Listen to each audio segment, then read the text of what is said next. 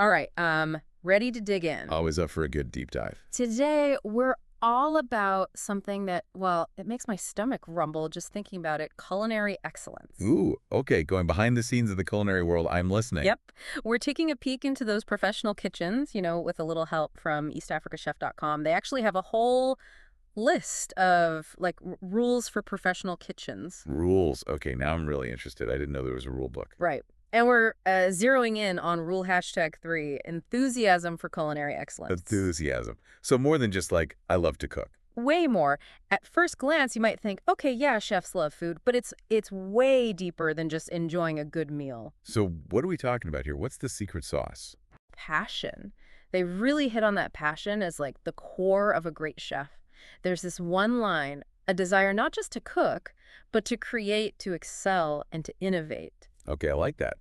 But how do you actually live that out day after day in a pressure cooker like a professional kitchen? And year after year. Exactly. Right. It's got to be more than just, being born with a good palate or whatever. Well, and that's what I find so fascinating about this whole rule.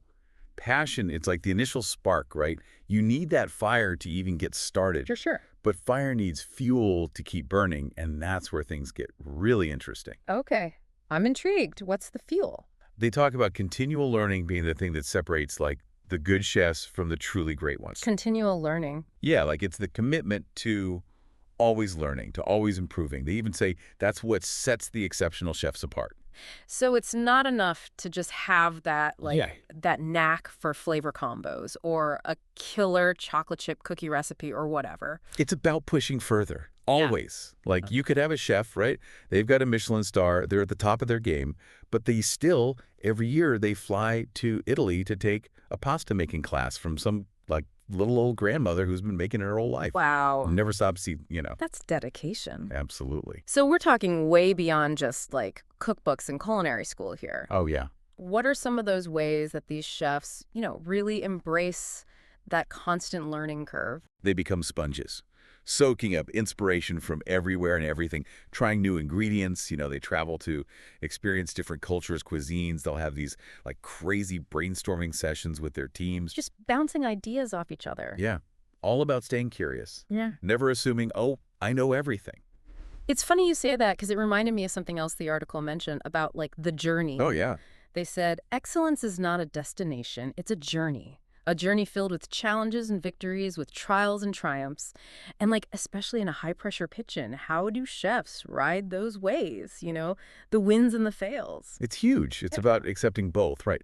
The successes, sure, but also the failures. Those are all part of the process. You can't be afraid to fail. Exactly. Yeah. It takes guts to keep experimenting, even when a dish bombs, and humility to learn from those mistakes. So next time I have a meal that just blows me away, it's more than just what's on the plate, right? It's about the chef's dedication, that pursuit of knowledge, that resilience to just keep going. 100%.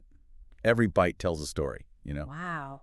It really makes you think. And what's cool is that this whole idea, this hunger to learn and grow, is not just for chefs, right? We can bring that same energy to anything. No, there's some food for thought. So how can we all bring a little bit of that culinary excellence, that drive, into other parts of our lives? That's something worth chewing on.